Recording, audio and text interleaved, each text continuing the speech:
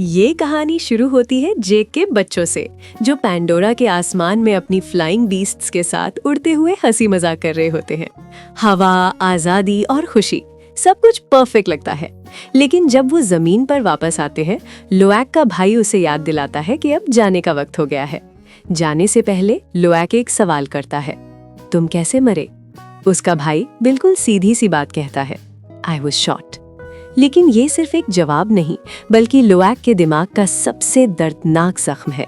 ये एक painful memory है जो उसके दिल पर गहरा निशान छोड़ चुकी है। उसका बड़ा भाई नेटियाम मर चुका है और लोएक जानता है कि ये दर्द कभी कम नहीं होगा। लोएक कहता है कि उसे स्पाइडर के लिए वापस जाना पड़ा था, लेकिन सच ये है कि अंदर ही अंदर वो मानता है कि ये ट्रेजेडी उसके बाप की वजह से हुई।